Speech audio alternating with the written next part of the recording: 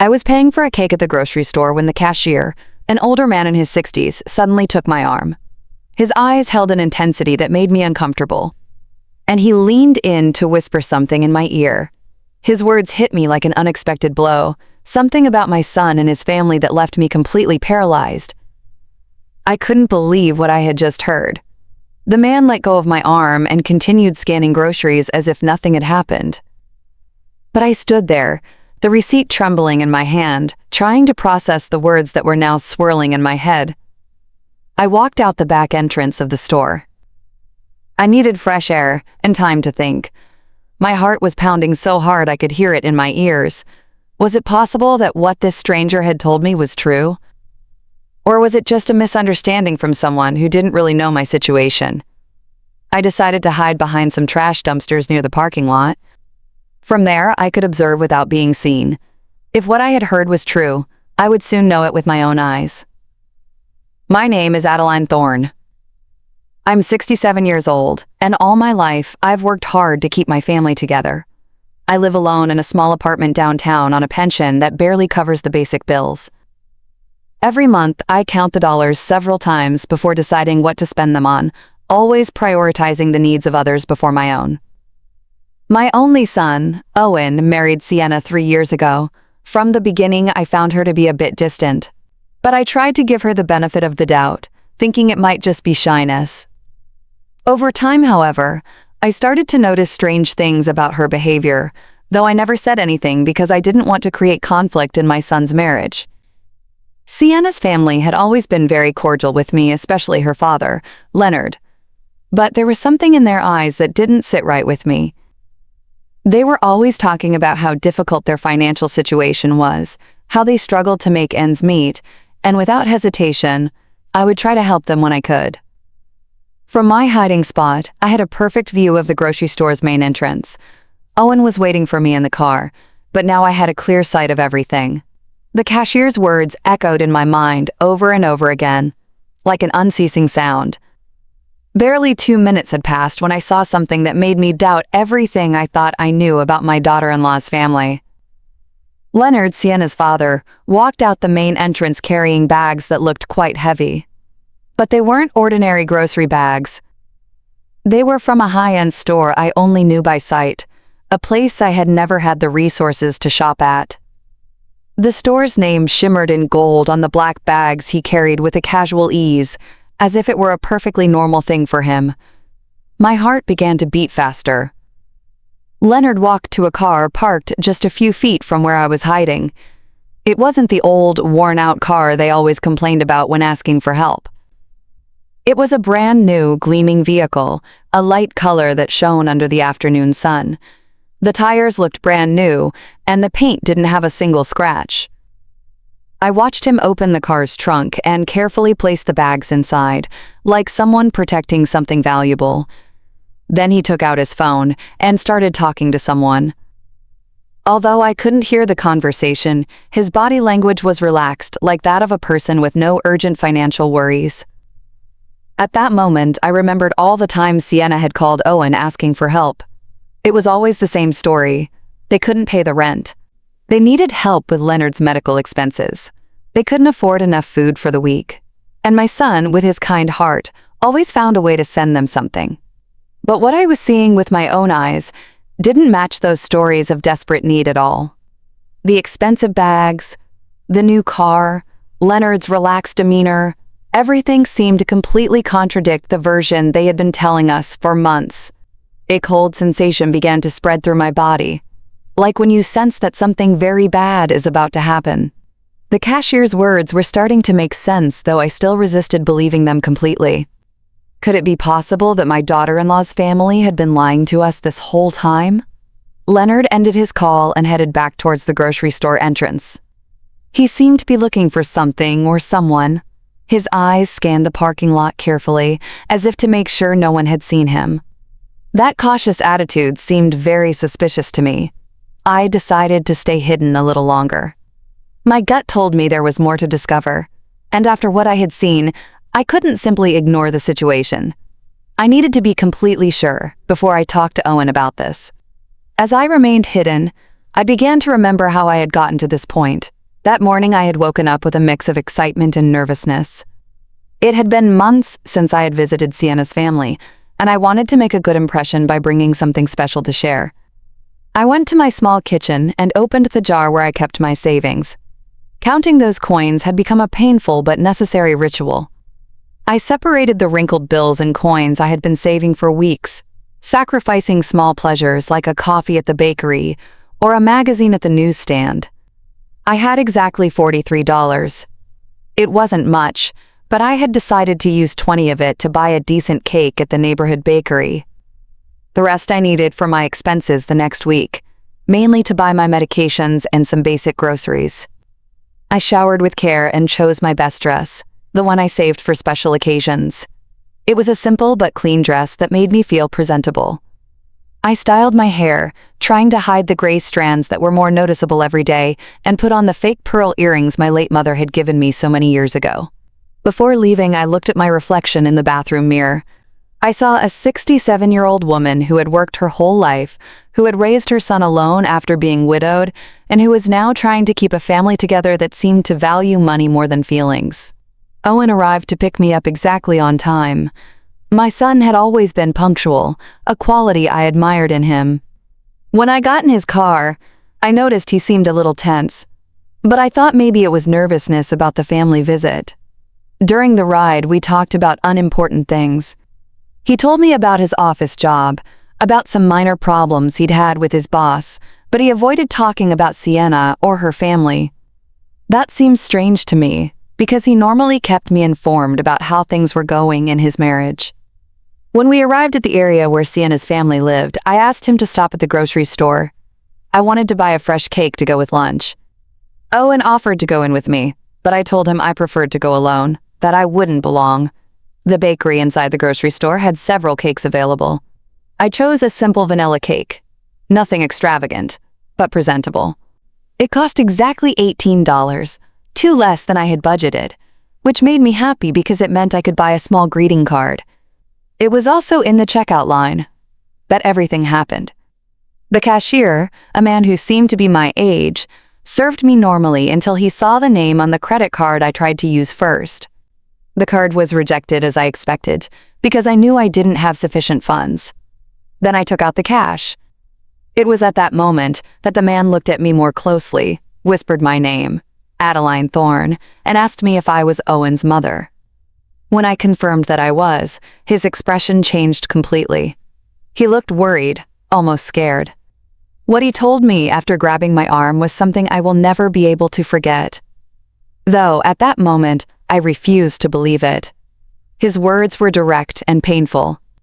He told me that my daughter-in-law's family came to that grocery store regularly spending hundreds of dollars on imported products and premium meats, while at the same time he knew they were constantly asking my son for money. He explained that he knew the situation because Leonard had mentioned several times with a certain pride how my son helped them financially every month.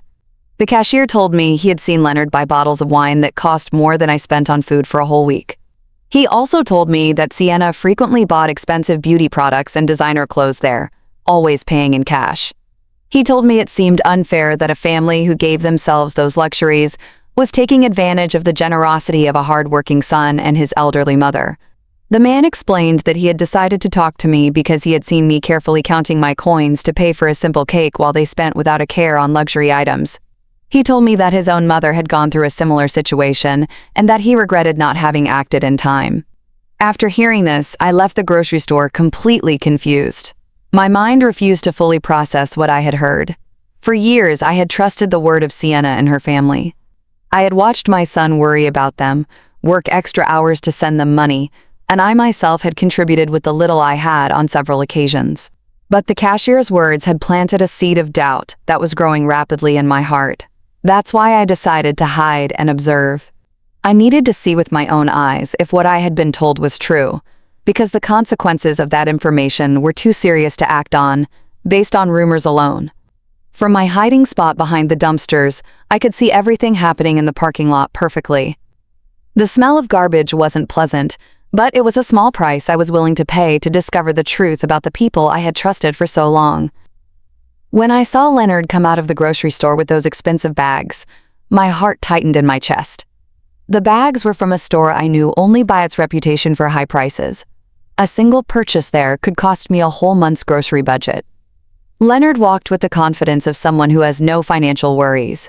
His clothes were new, his shoes shined, and his watch looked expensive, even from where I was. Nothing about his appearance suggested the desperate poverty they always talked about.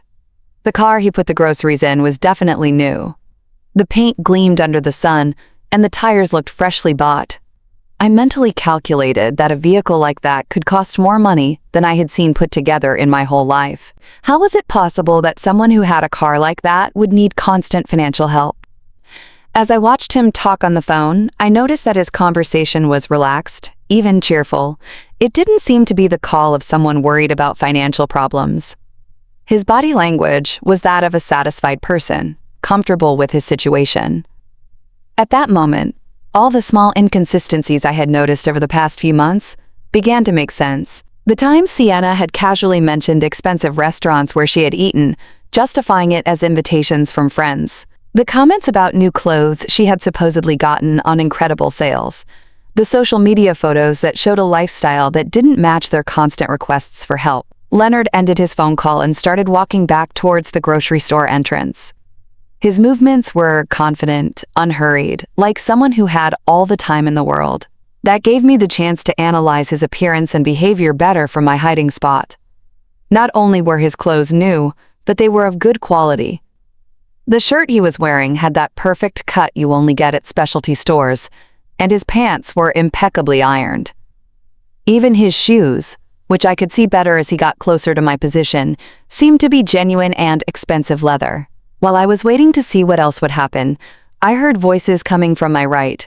Two elderly women were talking as they pushed their shopping carts toward their cars.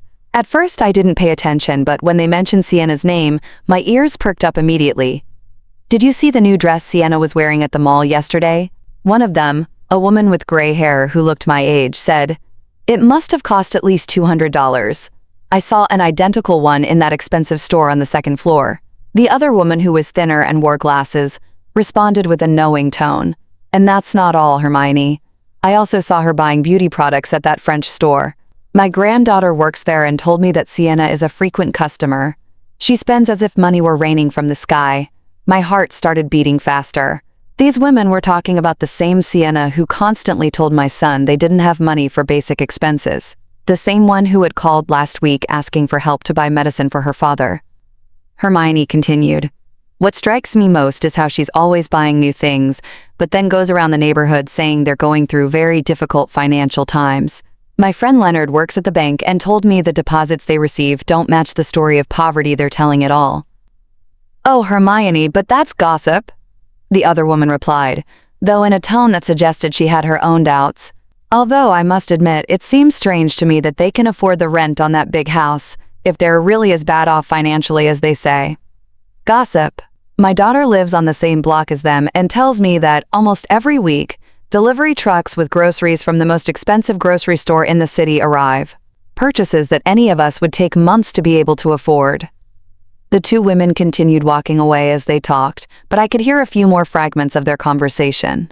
They mentioned something about parties Sienna's family had recently organized. Parties with abundant, high-quality food, imported wines, and expensive decorations.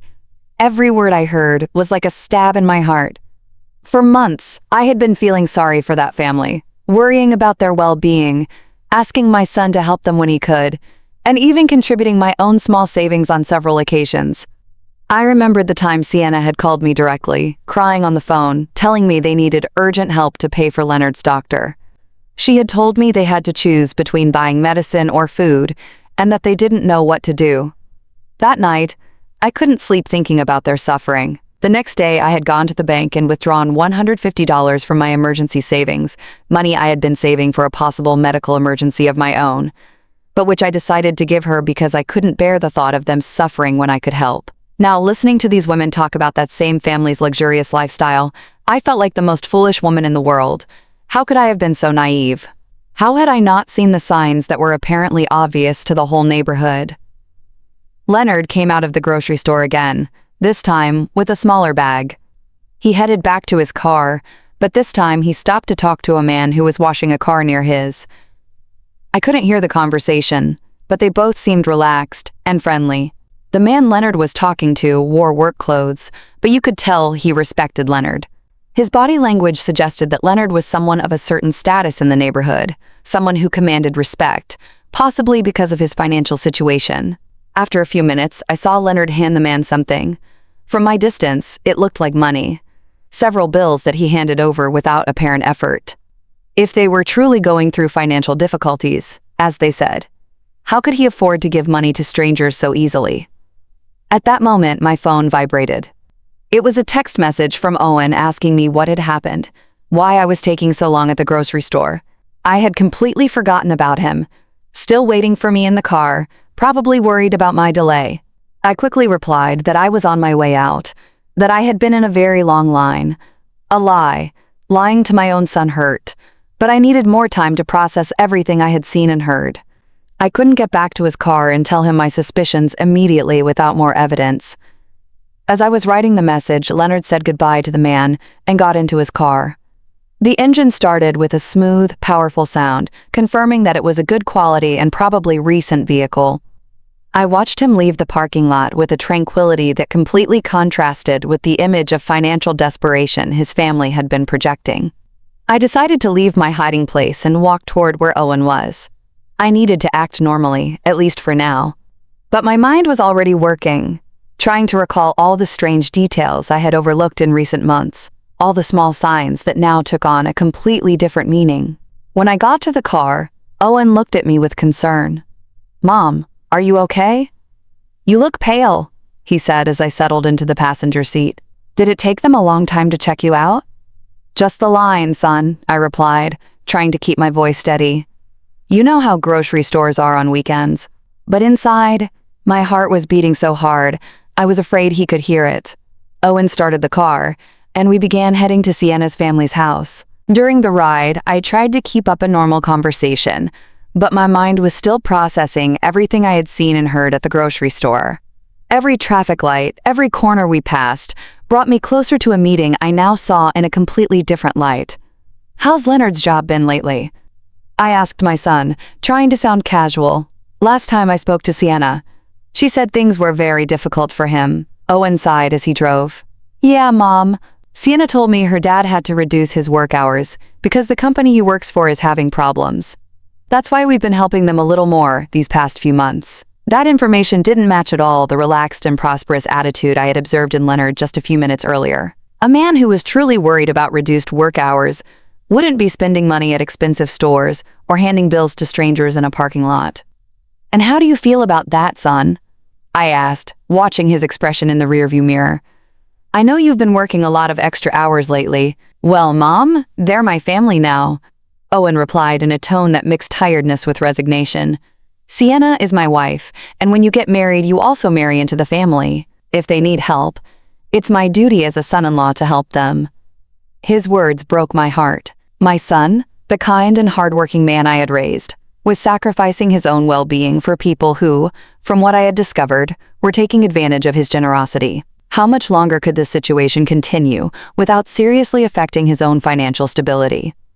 We arrived at the neighborhood where Sienna's family lived.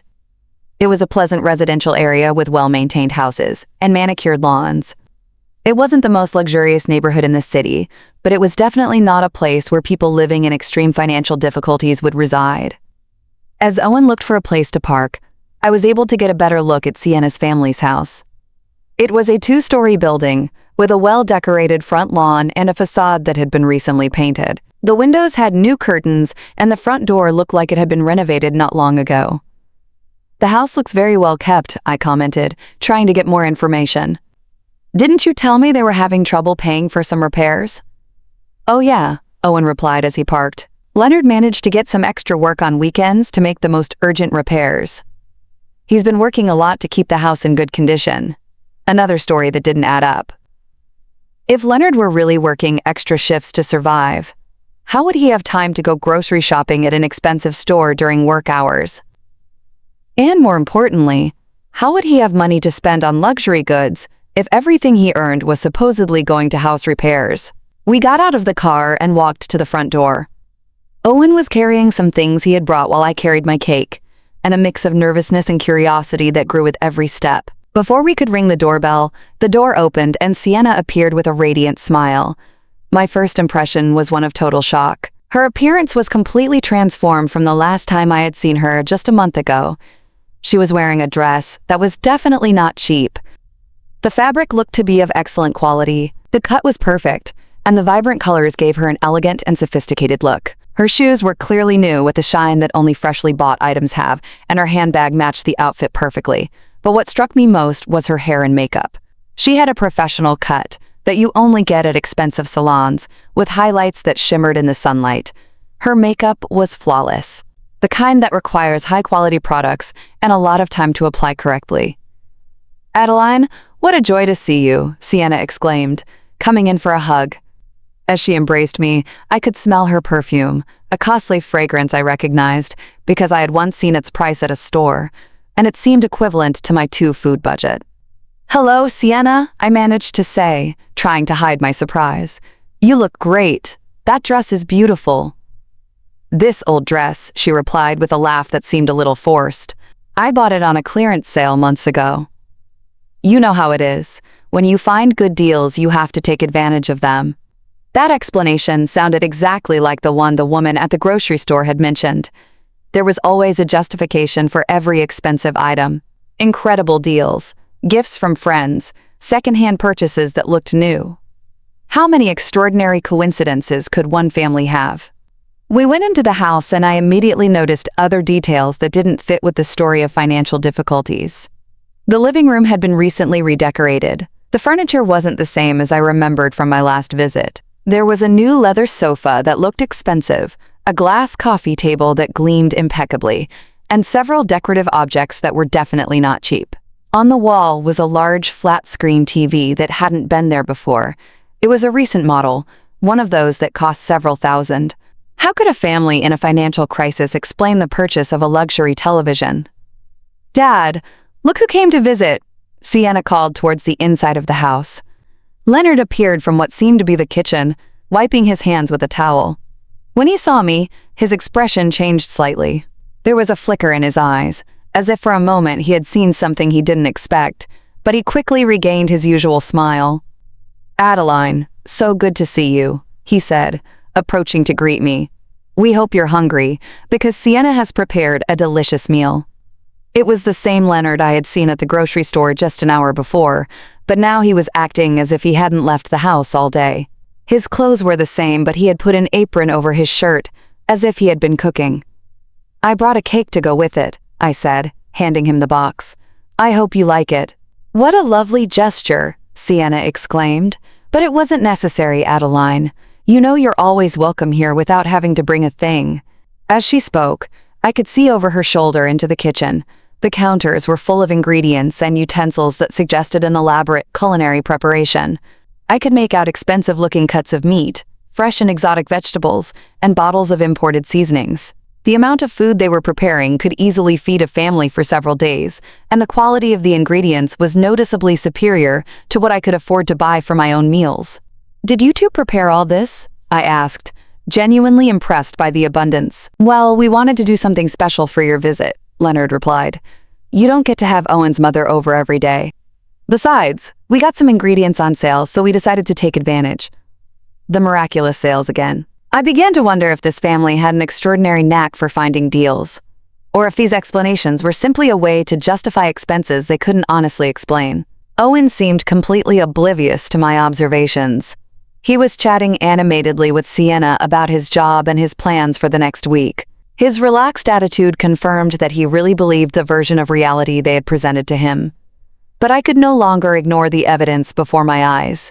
Every detail of that house, every aspect of Sienna's and Leonard's appearance, every convenient explanation, everything pointed to the same unsettling conclusion. This family was not going through the financial difficulties they claimed to be facing. During lunch, I tried to maintain a normal conversation while discreetly observing every detail that could confirm or disprove my suspicions. The table was set with dinnerware I didn't remember seeing before.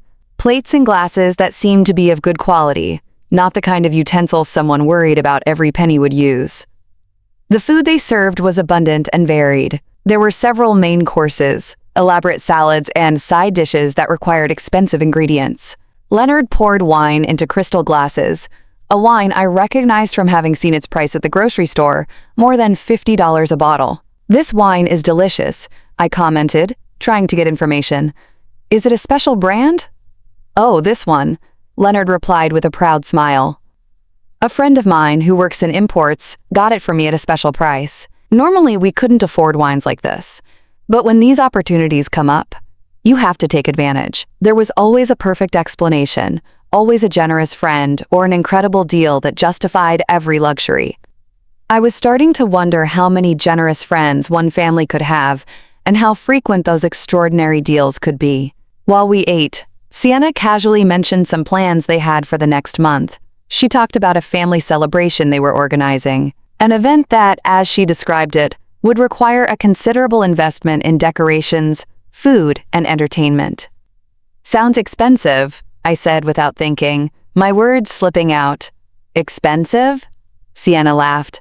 "Well, we've been saving for this for months. Besides, Leonard got an extra job that will help us cover the expenses."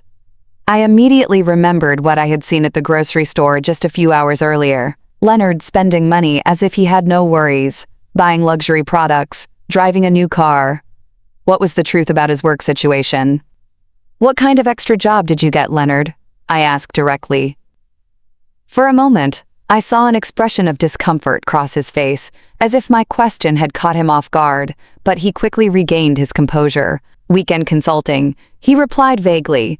"Nothing too exciting, but it helps supplement the family income."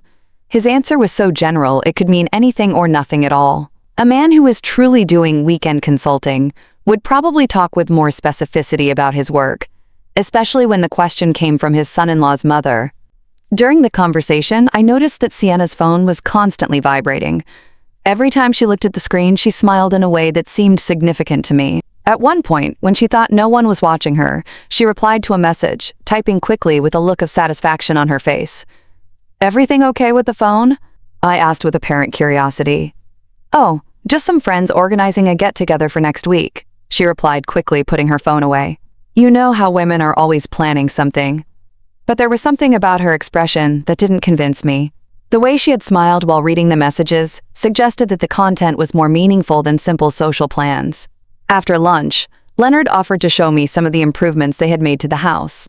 We walked through different rooms, and in each one I noticed new or renovated elements. The floors had been recently polished, some walls had fresh paint, and several pieces of furniture had been replaced or rearranged. In the master bedroom, I saw something that particularly caught my attention. On top of the dresser were several shopping bags from expensive stores, some still unopened. The price tags I managed to glimpse showed numbers that seemed exorbitant for a family that was supposedly struggling financially. "Sai went shopping recently?" I asked, gesturing discreetly toward the bags. "Ah, that," Leonard replied with a nervous laugh. "She found some incredible clearance sales this week. Sometimes it's better to buy things when they're on sale, even if you don't need them immediately." That logic seemed completely contradictory to me. A family that was truly in financial difficulty would not have the luxury of buying things they didn't need immediately, no matter how good the deals were. As we returned to the living room, my phone rang. It was a text message from a number I didn't recognize. When I opened it, I saw that it was from the grocery store cashier. He had gotten my number somehow and had sent me a photo. The image showed a grocery receipt from just 2 days earlier. The total was over $400, and the list included premium products, imported meats, fresh seafood, expensive wines, specialty cheeses, and several gourmet items. The name on the receipt was clearly Leonard Williams. Along with the photo was a message. "Mrs. Thorne, I'm sorry to bother you, but I thought you should see this. This receipt is from 2 days ago. Your family needs to know the truth." My heart started beating faster. The evidence was there in black and white. A $400 purchase of luxury goods made just 2 days before our visit by the same man who was supposedly struggling to pay for basic expenses. I quickly put my phone away before anyone noticed my expression of shock, but my mind was already working, connecting all the dots I had been observing over the past few hours. We returned to where Owen and Sienna were, who were still chatting animatedly. My son seemed relaxed and happy, enjoying what he thought was quality time with his in-laws. He had no idea of the theatrical performance he was witnessing. "Are you feeling okay, Mom?" Owen asked me, probably noticing that my expression had changed. "You look a little pale." "Just a little tired," I lied. "I'm not used to such long outings anymore." Sienna immediately offered to make me some tea or get me something to make me feel better.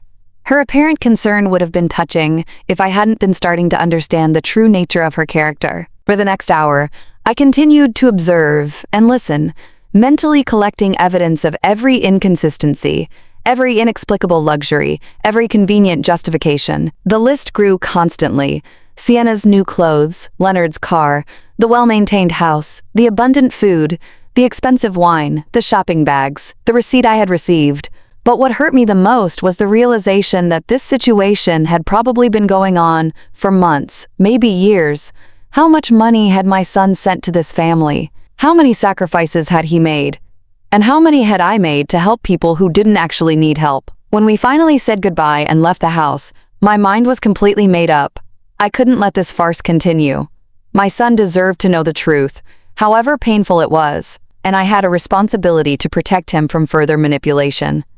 During the drive back home, Owen commented on how nice the visit had been and how well Sienna's family looked. His words were like daggers in my heart, because I knew I would soon have to shatter that happy image with a much darker and more disappointing reality. "Yes, they look very well," I replied carefully, choosing my words precisely, maybe too well for a family that's going through such severe difficulties. The drive back home was one of the most difficult of my life. Every mile we drove took me physically away from the house where I had discovered the truth, but brought me emotionally closer to a decision that would change everything for my family. My mind was a whirlwind of contradictory thoughts, doubts, and a growing sense of indignation that I struggled to keep under control. Owen was driving calmly, occasionally whistling a tune that showed his good mood. For him, we had spent a pleasant afternoon with his in-laws, sharing a delicious meal and strengthening family ties. He had no idea that his mother had been collecting evidence of what seemed to be an elaborate and prolonged scam. "Mom," he said as we waited at a traffic light, "I'm so glad to see you get along so well with Sienna's family. I know you had some reservations about our marriage at first, but I think now you can see what good people they are." His words broke my heart. My son, my only son, was being manipulated by people who had turned the exploitation of his generosity into an art. How could I tell him that the people in whom he had placed his trust and his money were probably professional liars?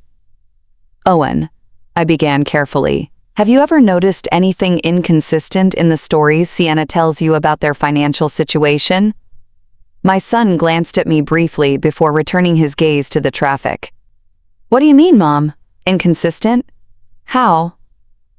"Well," I continued, choosing my words very carefully, "today I noticed they have a lot of new things in the house. The television, some furniture, Sienna's clothes, all of that costs a considerable amount of money." Owen sighed, and I could see that my comment had hit a nerve. "Mom, I already explained that Leonard has been getting extra jobs. Besides, Sienna is very good at finding deals and bargains. Not everything that looks new is necessarily expensive. But don't you think it's strange that a family that needs constant help for basic expenses can afford so many luxuries at the same time?" I insisted, trying to keep my tone neutral and non-accusatory. "They're not luxuries, Mom," Owen replied, with a touch of defensiveness in his voice. "They're basic needs they've been able to meet, thanks to a lot of effort and sacrifice. They bought the TV secondhand. The furniture was a one-time opportunity, and Sienna's clothes are from clearance sales." Each justification my son repeated was exactly the same one I had heard from Leonard and Sienna during lunch. It was as if they had rehearsed these explanations to perfection, creating a consistent version of reality that could satisfy any uncomfortable question. I decided to try a different approach. "Son, have you seen any receipts or documents that confirm these incredible deals? Or have you accompanied Sienna when she finds these extraordinary bargains?" The question clearly made him uncomfortable. I could see his hands tighten slightly on the steering wheel. "Mom, why all these questions? Sienna is my wife. If she tells me she got something on sale, I believe her. Marriage is based on trust." His answer confirmed what I had begun to suspect. Owen had never seen direct evidence of these supposed deals and extra jobs. He was blindly believing everything they told him because he trusted the people he loved. "Of course, son," I replied softly. Trust is fundamental in marriage, but it's also important to protect yourself from people who might take advantage of that trust. Are you insinuating that Sienna and her family are deceiving me? Owen asked, now clearly annoyed. Mom, that's a very serious accusation. I'm not accusing anyone, I said quickly, realizing I had pushed too hard. I'm just expressing some concerns I have as a mother who loves you and wants to see you happy and prosperous. The rest of the trip passed in tense silence. Owen was clearly processing my conversation, but I could see from his expression that my words had created more resistance than reflection. It was evident that any criticism towards Sienna and her family would be received as a personal attack. When we arrived at my apartment, Owen helped me out of the car, but his goodbye hug was colder than usual. Mom, he said before leaving, I hope you can give Sienna's family a chance. They're good people who are doing the best they can in difficult circumstances. I'll keep that in mind, son, I replied, knowing he would interpret my response as a promise to be more understanding when in reality it was the opposite. That night, alone in my small apartment, I sat in my favorite armchair with a cup of tea and tried to organize all the thoughts that had been bombarding my mind for the past few hours. I had abundant circumstantial evidence, testimonies from neighbors, personal observations, and even a photo of the $400 grocery receipt. But I also had a son who was completely convinced that his wife and her family were victims of difficult circumstances, who deserved his help and compassion. Any direct attempt to confront this belief had resulted in resistance and defensiveness. I took out my phone and looked at the photo of the receipt the grocery store cashier had sent me again. The numbers were indisputable. Over $400 in luxury goods purchased just 2 days before our visit. That amount represented more than I spent on food for an entire month. As I looked at that evidence, I remembered all the times Owen had come home stressed after working extra hours to send money to Sienna's family. I remembered the occasions when I myself had contributed with my few savings, feeling sorry for their supposed desperate situation. The indignation I had been holding back all day finally began to emerge with force. It wasn't just the money that bothered me, though that was significant. It was the emotional manipulation, the systematic exploitation of my son's good feelings, and the calculated way they had built a web of lies to sustain their lifestyle at our family's expense. It also pained me deeply to realize that they had probably been laughing at us behind our backs. Every time we sent money, every time we worried about their well-being, every time we made sacrifices to help them, they probably saw it as evidence of our naivety and ease of being manipulated. But what tortured me most was the question of what to do with this information. I had the evidence, I had the observations, I had the documented inconsistencies. But I also had a son who would refuse to believe anything negative about his wife without absolutely irrefutable proof. If I acted too quickly or too confrontational, I ran the risk of alienating Owen and pushing him more towards Sienna. But if I didn't act soon, the manipulation would continue, possibly getting worse over time, and my son would continue to be exploited financially and emotionally. I decided I needed more evidence that was so clear and indisputable that even Owen couldn't deny or rationalize it. I couldn't rely only on observations and suspicions. I needed concrete proof that would reveal the true nature of the people who had deceived my family. That night, before I fell asleep, I made a decision that would change the course of the events that followed. I would not directly confront Owen until I had absolutely solid evidence. Instead, I would begin my own discreet investigation, collecting proof that was impossible to deny or explain, with convenient stories about miraculous deals and mysterious extra jobs. The following days were the most difficult I had experienced in years. Every interaction with Owen had become an exercise in self-control, trying to maintain normally while my mind constantly worked on how to address the situation I had uncovered. The evidence I had collected weighed on my conscience like a burden I couldn't share. During that week, I received 3 more messages from the grocery store cashier. Each one contained additional information that confirmed and expanded my initial suspicions. He sent me photos of other receipts for purchases made by Leonard and Sienna in recent weeks, all showing excessive spending on unnecessary and expensive products. One of the photos showed a receipt for over $600, which included 2 bottles of French champagne, costing more than $100 each, imported seafood, and several gourmet cheeses. The date on the receipt was the same day Sienna had called Owen, asking for urgent help to pay the rent. I also received information from Hermione, one of the women I had heard talking at the grocery store. She had gotten my phone number through a mutual friend and contacted me because she had decided I needed to know more details about the situation. Hermione told me that Sienna's family had been organizing regular parties at their house, events with professional catering and expensive decorations. She described a birthday party for Leonard that had cost, according to the guests' comments, several thousand in food, drinks, and entertainment. Adeline, she told me during a phone call, my daughter lives on the same block and tells me that delivery trucks with expensive purchases, clothes, appliances, furniture are constantly arriving. It's not normal for a family that is supposedly in a financial crisis. Each new piece of information made it harder to maintain my silence. But I knew I needed the right moment and circumstances to present all of this to Owen in a way that couldn't be easily dismissed or rationalized. The moment came on a Wednesday night when Owen came to visit me after work. He looked especially tired and stressed. When I asked him what was wrong, he told me that Sienna had asked him for additional money for a medical emergency for Leonard.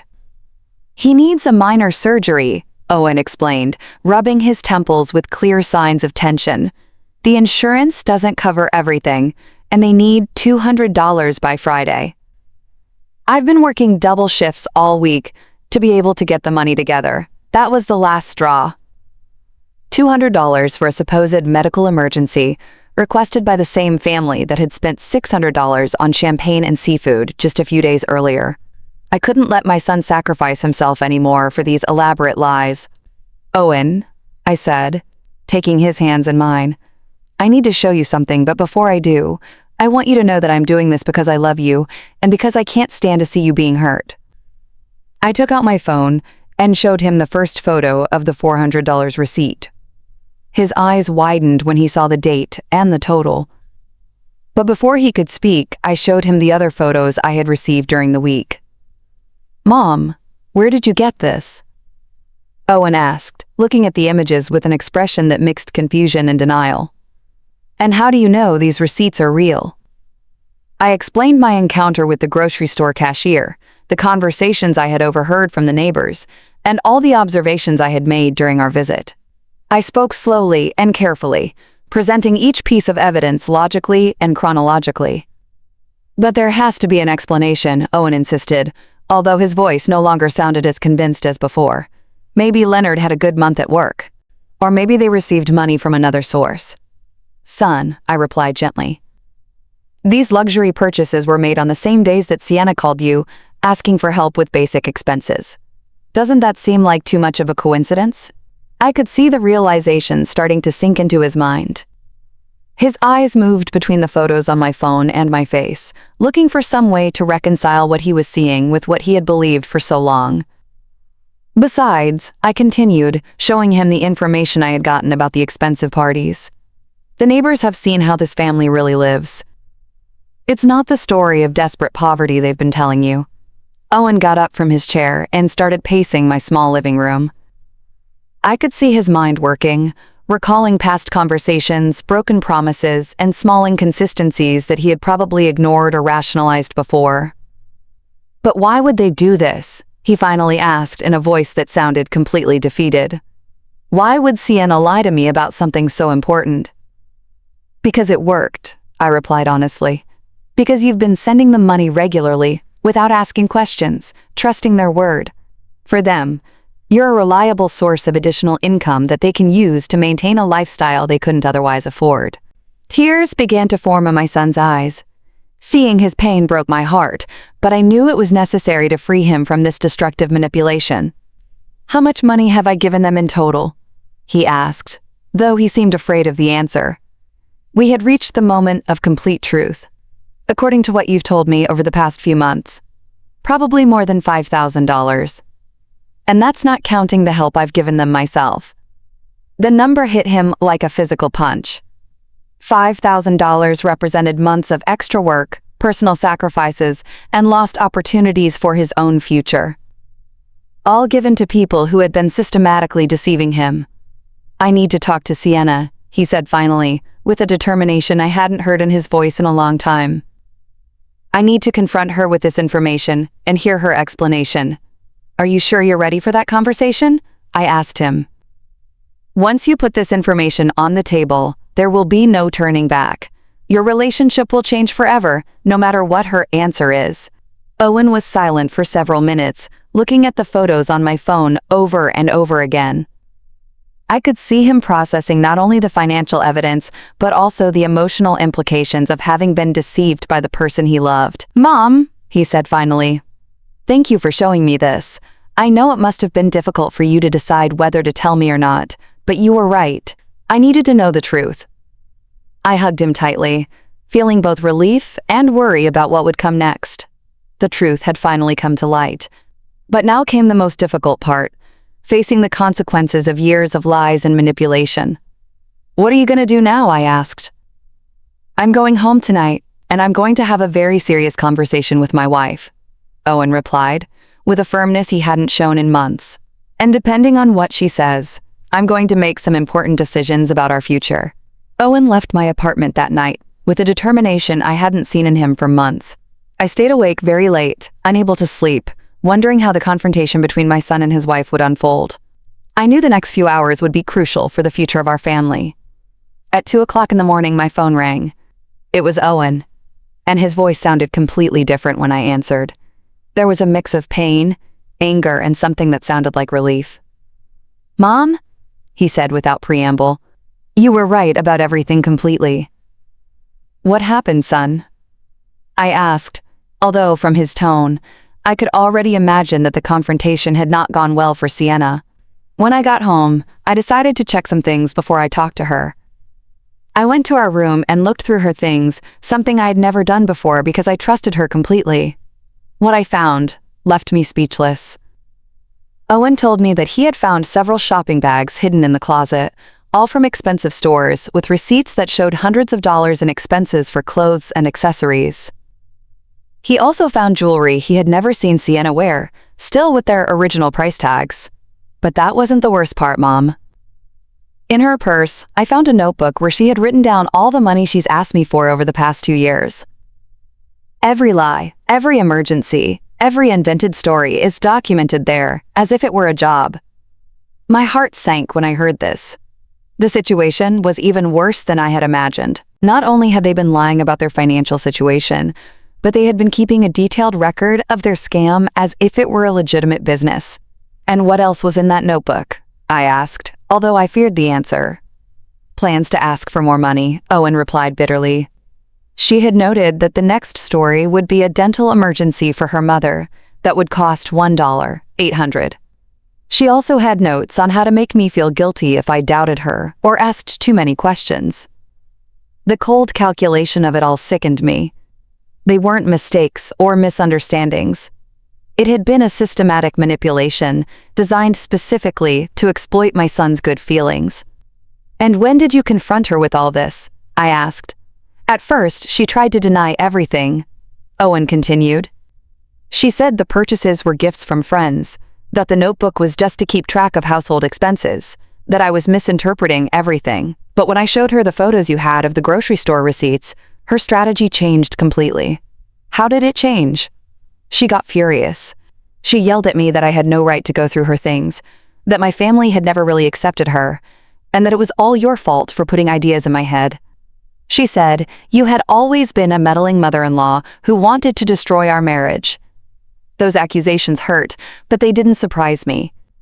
It was typical of professional manipulators to try to turn the situation around and become the victims when confronted with evidence of their lies. But what impacted me most, Owen continued, was when she finally admitted the truth. She told me that her family had never been in a financial crisis, that Leonard has a stable job that pays well, and that it had all been a strategy to take advantage of my generosity. She used that word specifically, take advantage. Exactly that word, Mom. She said I was easy to convince, and that my family had money that we could afford to share, as if we were responsible for maintaining their luxurious lifestyle. The conversation continued for over an hour.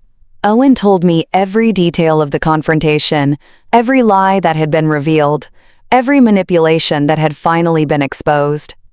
The picture that emerged was of a family that had turned deception into a way of life. I also called Leonard during the argument. Owen told me I wanted to hear his version of events. At first, he tried to stick to the original story, but when I told him I already knew the truth, he also admitted everything. And what did Leonard say? He said that they had decided from the beginning that I was a good match for Sienna because I had a stable job and a family that could help them financially. He told me it was never personal, that it was just business, as if that made everything okay. The coldness of that admission left me speechless. Not only had they deceived my son, but they had seen him from the beginning as a source of income, not as a human being with his own feelings and needs. And what did Sienna say when her father admitted everything? I asked. That was the most revealing part of the whole night. Owen replied with a bitter laugh. She got mad at him for ruining the plan. She wasn't angry because the lies had hurt our marriage, but because her father had confessed and ruined her ability to continue deceiving me. For the next hour, Owen told me how he had discovered more details about the extent of the lies. The supposed medical emergencies had never existed. Leonard's work problems were completely fabricated. Even the incredible deals that explained all their luxuries had a simpler explanation. They simply bought what they wanted with the money my son sent them regularly. What hurts me the most, Mom, he told me toward the end of our conversation, isn't just the money I lost. It's realizing that for 2 years of marriage, I never really knew the woman I married. Everything was an act designed to keep me giving them money. And what are you going to do now, son? I asked him, although from his tone, I already suspected what his answer would be. I've already told Sienna that our marriage is over tonight. There's no way to rebuild trust after such a systematic and calculated betrayal. Tomorrow, I'm going to start the divorce proceedings. Although I knew it was the right decision, my heart ached for my son. No one deserves to discover that the person they love has been so elaborately deceiving them for so long. I also made it very clear that they won't get another cent from our family, Owen continued. And I told her that if they try to contact you asking for help, you should tell them exactly what I think of their methods. Of course, son, I assured him. That family will never again receive help from us. Mom, Owen said before hanging up, thank you for having the courage to show me the truth. I know it must have been difficult for you to decide whether to tell me or not, especially knowing it would probably destroy my marriage. But you saved me from years more of being used and manipulated. After hanging up the phone, I sat in the darkness of my apartment, processing everything that had happened. The truth had finally come to light, but it had come at a very high cost for my son. His marriage had ended, his trust had been betrayed, and he would have to rebuild his life from scratch. But I also knew that in the long run, the truth would have freed him from a situation that would only have gotten worse over time. Sienna and her family would never have stopped asking for money. They would never have voluntarily confessed their lies, and they probably would have escalated their manipulations until they had completely drained my son's resources. The months that followed that revealing night were a process of healing and rebuilding for our entire family. Owen temporarily moved into a small apartment near his job while he processed the divorce and reorganized his life. I accompanied him every step of the way, offering him the emotional support he needed to overcome the betrayal he had experienced. The divorce process revealed even more details about the magnitude of the deception. Owen's lawyers discovered that Sienna had been hiding significant assets throughout their marriage. She had a secret bank account where she deposited some of the money she received from my son and had been buying valuable items that she then hid to maintain the appearance of financial need. Mom, Owen told me during one of our weekly meals, the lawyer calculated that over our 2 years of marriage, I sent them more than $15,000. $15,000 that I could have used to buy a house, to invest in my future, or to help you when you needed it. The number deeply impacted me. It represented years of my son's honest work, sacrificed for people who had seen him only as a source of easy income. But what made me most proud was seeing how Owen had matured through this painful experience. During the legal process, Sienna and her family tried to contact me on several occasions. Leonard called me, trying to convince me to intercede with Owen, promising that they would return all the money and never ask for help again. His pleas sounded desperate, but I had already learned to recognize their manipulations. Leonard, I told him during the last call I accepted. You had 2 years to be honest with my son. You chose lies, manipulation, and deceit. Now you have to live with the consequences of those decisions.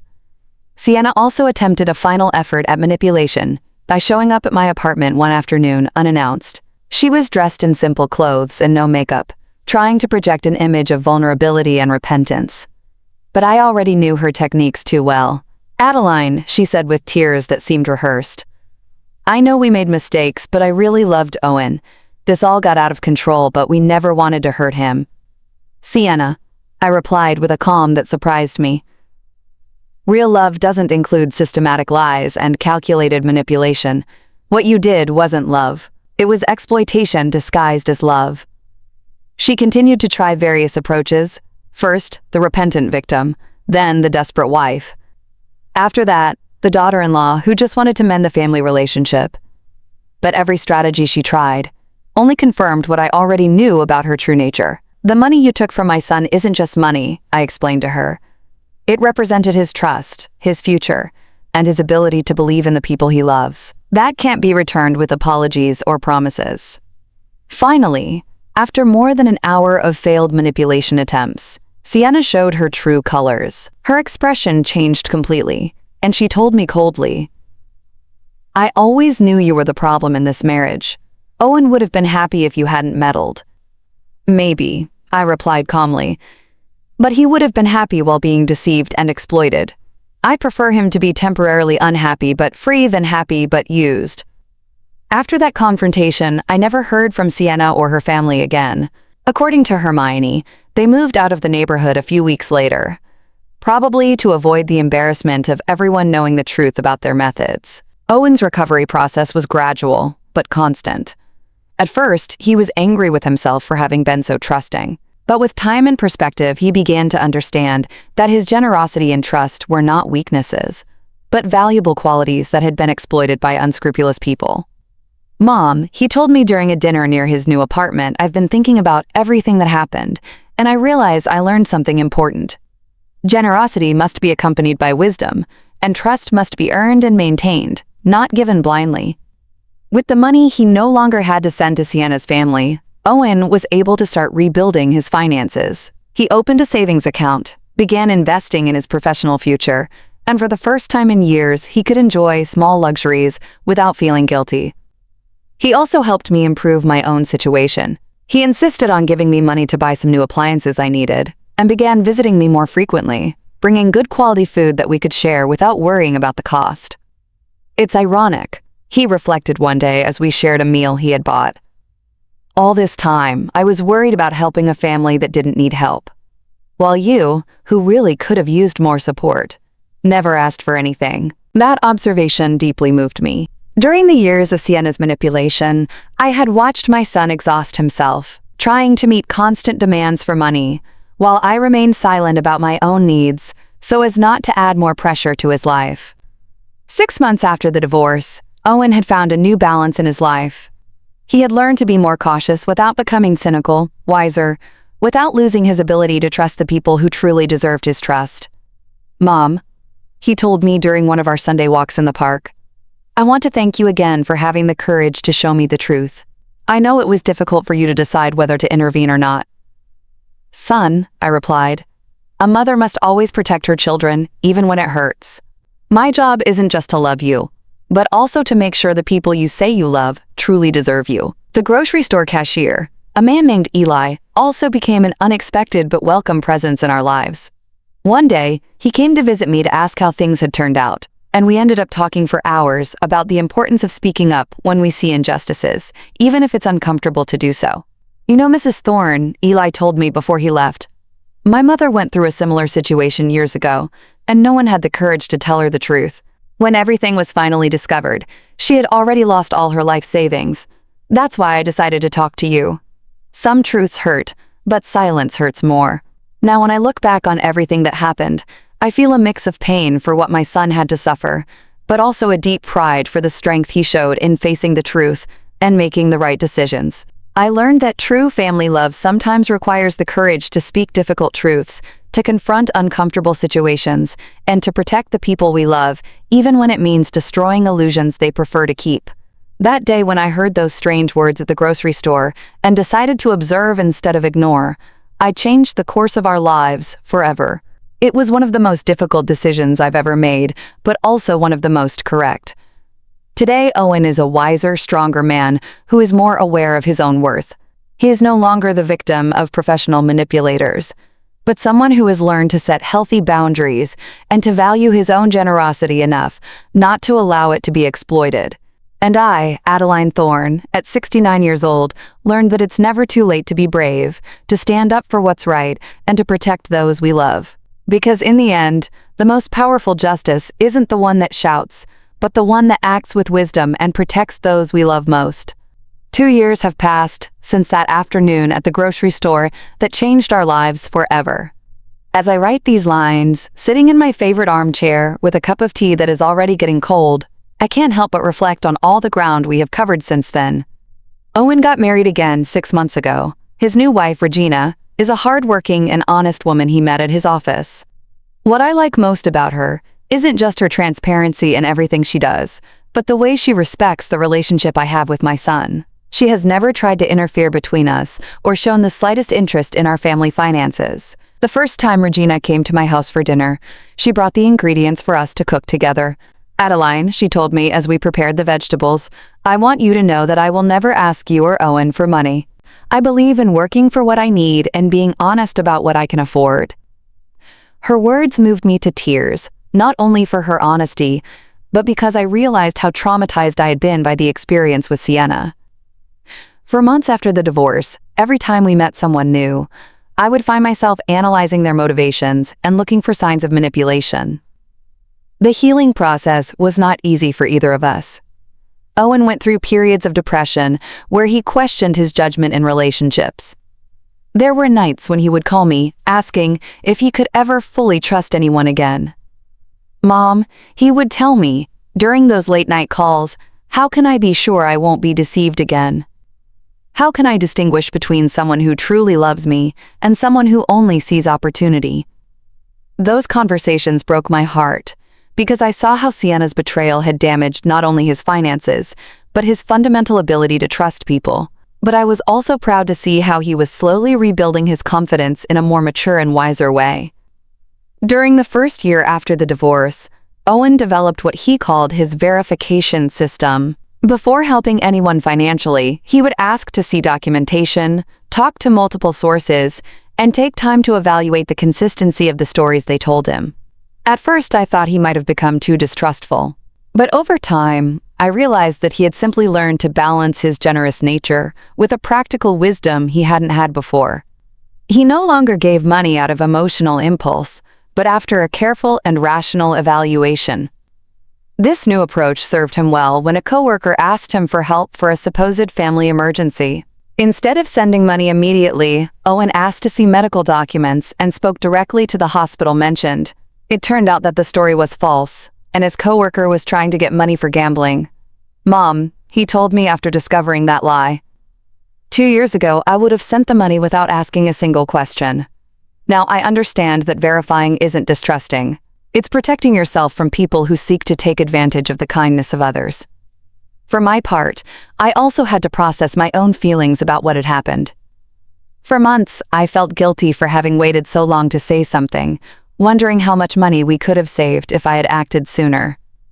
But with time and perspective, I came to understand that I acted at the right time. When I had enough evidence to be convincing, the grocery store cashier who initially alerted me to the situation became a dear friend to our family. He and his wife Marlene visit us regularly, and we have developed a friendship based on shared values of honesty and mutual support. "You know," Adeline Eli told me during one of his visits, "what I admire most about this whole situation is how you handled the truth. Many people would have made a scene, yelled, or sought revenge, but you simply presented the facts and let the truth do its job." His words made me reflect on something important I had learned throughout this process: that silent dignity is more powerful than noisy revenge. I never sought to hurt Sienna or her family. I simply stopped allowing them to hurt us. Hermione, the neighbor who had given me additional information about Sienna's family, also became a close friend. She helped me understand that what we had experienced wasn't unusual, that many families suffer this kind of manipulation, especially when the children are generous and trusting. My son-in-law works in social services, Hermione told me during one of our conversations, and he told me that these kinds of family scams are more common than people think. There are people who have turned the manipulation of kind-hearted relatives into a way of life. This perspective helped me understand that we hadn't been particularly naive or foolish. We had simply been targets of people who were experts at exploiting emotions and family ties. The financial impact of the deception was significant but manageable. Owen calculated that in total we had lost around $15,000, when my contribution and some loans he had made which were never returned were included. However, once the flow of money to that family stopped, our financial situation improved dramatically. With the money he no longer had to send monthly, Owen was able to save for a down payment on a small house. He asked me to live with him and Regina, but I preferred to maintain my independence in my own apartment, although now with better furniture and appliances that he insisted on buying for me. "Mom," he told me when he brought the new refrigerator, "for years I watched you count coins while I sent hundreds of dollars to people who didn't need them. Now it's your turn to have the things you deserve." Regina turned out to be not only a good wife to Owen, but also a considerate daughter-in-law to me.